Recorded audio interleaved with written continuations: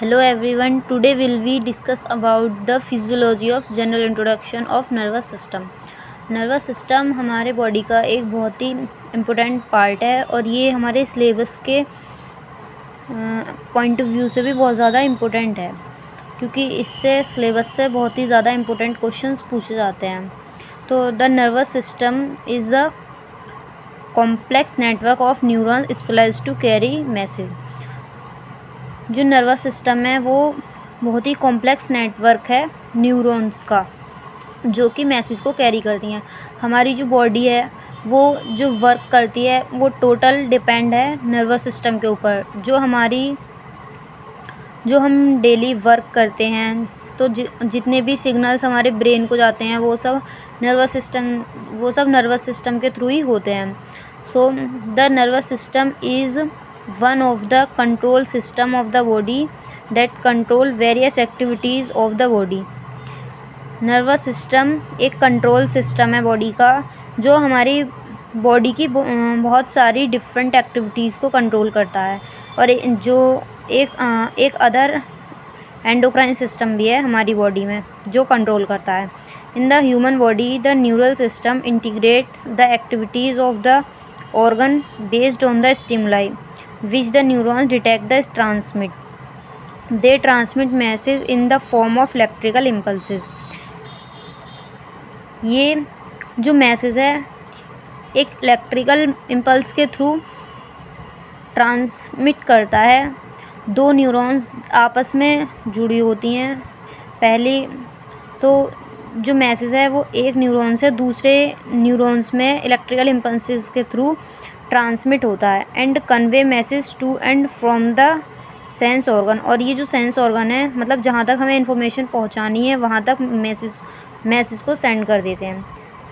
Thus the nervous coordination involves the participation of the sense organs, nerves, spinal cord and brain.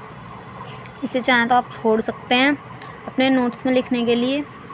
बाकी यहाँ देख लेते हैं जो हमारी बॉडी है उसमें हमारा नर्वस सिस्टम क्या क्या होता है. ये ब्रेन है और हमारी ये स्पाइनल कॉर्ड है और बाकी जो हैं ये नर्व्स हैं.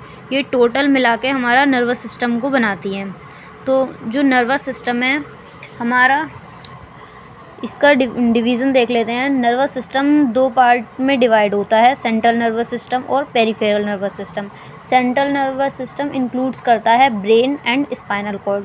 और पेरिफेरल नर्वस सिस्टम में क्या क्या आता है, autonomic nervous system and somatic nervous system. Autonomic nervous system में सिंपैथेटिक डिवीज़न आता है और पैरासिम्पैथेटिक डिवीज़न. सिंपैथेटिक डिवीज़न जो हमारी स्केलेटल मसल है उस पर जो वर्क होता है, जो सिंपैथेटिक डिवीज़न है वो हमारा फेयर फाइट की कंडीशन में वर्क करता है. और जो पैरासिम्पैथेटिक डिवीज़न है ये हमारे रेस्ट की कंडीशन में वर्क करता है. नेक्स्ट आ जाते हैं देख लेते हैं. The human nervous system consist of two parts, namely central nervous system consist of the brain and spinal cord. जैसे कि अभी हमने बताया था, सेंट्रल नर्वस सिस्टम जो है वो ब्रेन और स्पाइनल कॉर्ड से मिलकर बना होता है. And second PNS includes all the nerves of the body. जो बाकी हमारे शरीर में नर्व्स फैली हुई हैं वो सब पेरिफेरल नर्वस सिस्टम के अंदर आती हैं. अब सेंट्रल नर्वस सिस्टम की बात कर लेते हैं. सेंट्रल नर्वस सिस्टम को हम शॉर्ट में CNS भी बोलते हैं. So CNS is often called the central processing unit of the body. It consist of the brain and spinal cord. जो हमारा ब्रेन है, जो हमारी बॉडी का मेन पार्ट है, ब्रेन एंड स्पाइनल कॉर्ड, ये दोनों मिलके सेंट्रल नर्वस सिस्टम को बनाते हैं. The brain and spinal cord function the control centre. ये दोनों मिलके जो फंक्शन करते हैं वो हमारी पूरी बॉडी को कंट्रोल करने का करते हैं. और ये दोनों सेंटर होते हैं, control centre. They receive data and feedback from the sensory organ and from nerves throughout the body, process the information and send commands back out. So ये इस तरीके से वर्क करता है. अब जाते हैं इसके क्लासिफिकेशन के ऊपर. ब्रेन है हमारा, जो ब्रेन है वो 3 पार्ट में डिवाइड होता है, प्रोजेंसिफेलॉन, मेसेंसिफेलॉन और रोम्बेनसेफेलॉन. प्रोजेंसिफेलॉन को हम फोर ब्रेन भी बोलते हैं, मेसेंसिफेलॉन को मिड ब्रेन एंड रोम्बेनसेफेलॉन को हैंड ब्रेन. प्रोजेंसेफेलॉन को भी 2 पार्ट में डिवाइड किया गया है, टेलेंसेफेलॉन एंड डायेंसेफेलॉन। टेलेंसेफेलॉन में आता है cerebral hemisphere, basal ganglia, hippocampus, amygdalar nucleus. और डायेंसेफेलॉन्स में हम पढ़ते हैं thalamus, hypothalamus, metathalamus and subthalamus. जो मीजेंसेफेलॉन में मीजेंसेफेलॉन को मिड ब्रेन बोलते हैं। जो रोमेंसेफेलॉन है इसे हाइंड ब्रेन बोलते हैं। हाइंड ब्रेन को भी 2 पार्ट में डिवाइड किया गया है, मेटेंसेफेलॉन एंड माइलेंसेफेलॉन। मेटेंसेफेलॉन में हम पढ़ते हैं पोन्स और सेरेबेलम को, और जो माइलेंसेफेलॉन है इसमें हम देखते हैं मेड्यूला ओब्लांगाटा। आ जाते हैं ब्रेन पे। Brain the brain is one of the important largest and central organ of the human nervous system. जो ब्रेन है हमारा बहुत ही ज़्यादा इम्पोर्टेंट और लार्जेस्ट और सेंट्रल ऑर्गन है हमारे ह्यूमन नर्वस सिस्टम का। It is the control unit of the nervous system.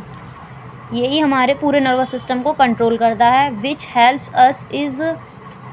Helps us in discovering new things, resembling and understanding,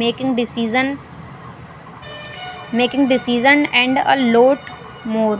It is enclosed within the skull which provide frontal, lateral and dorsal protection. जो brain होता है हमारा वो हमारे school के अंदर present होता है, और ये जो है हमारे अंडरस्टैंडिंग में और जो हम डिसीज़न लेते हैं उसमें और बहुत कुछ में हेल्प करता है, और ये फ्रंटल, लेटरल और डोर्सल प्रोटेक्शन प्रोवाइड करता है। पार्ट्स ऑफ द ब्रेन जो हमने अभी बताए थे, the human brain is composed of 3 major parts. 3 part से मेनली बना हुआ होता है, prosencephalon, mesencephalon and rhombencephalon. Prosencephalon is otherwise known as fore brain.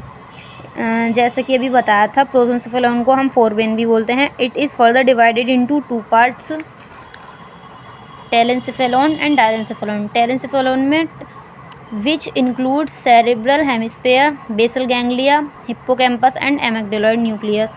Diencephalon consisting of thalamus, hypothalamus, metathalamus and subthalamus. Mesencephalon is also known as midbrain. Rhombencephalon or hindbrain is subdivided into 2 portions. Metencephalon formed by pons and cerebellum, myelencephalon और medulla oblongata। जैसा ये भी हमने पीछे chart में दिखाया था वही हमने यहाँ पे थ्योरी दिखाई है, तो आप जो एग्ज़ाम है उसमें चार्ट भी बनाकर आ सकते हैं खाली, और उसी के अकॉर्डिंग हम ये थ्योरी भी लिख सकते हैं। Mid brain, pons and medulla oblongata are together called brain stem. जो ब्रेन ये जो तीनों हैं, mid brain, pons and medulla oblongata, ये तीनों एक साथ ब्रेन स्टेम कहलाते हैं। ब्रेन स्टेम हमारी नर्वस सिस्टम का एक बहुत ही इम्पोर्टेंट पार्ट है।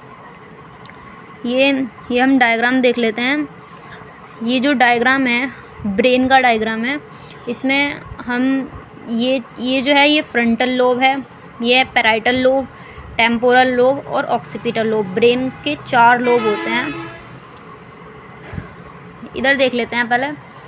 The cerebral cortex has a left and a right hemisphere. Each hemisphere can be divided into 4 lobes, frontal lobe, temporal lobe, occipital lobe and parietal lobe. जो हमारा पूरा brain है वो 2 part में पूरा ब्रेन है वो सेरेब्रल कॉर्टेक्स से बना होता है। जो सेरेब्रल कॉर्टेक्स है वो 2 हेमिस्फीयर में डिवाइड होता है, right hemisphere and left hemisphere.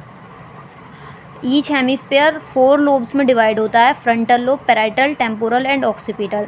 ये जो एक पूरा ईच हेमिस्फीयर है इसके 4 लोब्स होते हैं, frontal, parietal, temporal and occipital. जो फ्रंटल लोब है पैराइटल लोब से सेंट्रल सल्कस के थ्रू डिवाइड होता है, मतलब सेंट्रल सल्कस के आगे जो होता है वो फ्रंटल लोब होता है, और एंड सेंट्रल सल्कस के पीछे जो होता है वो पैराइटल लोब होता है। और नीचे से ये जो दिखाई दे रहा है ये लेटरल सल्कस है, इसके नीचे हमारा टेम्पोरल लोब प्रेजेंट होता है, और पीछे यहाँ पे एक सल्कस होता है, उससे ऑक्सीपिटल लोब डिवाइड होता है। Occipital lobe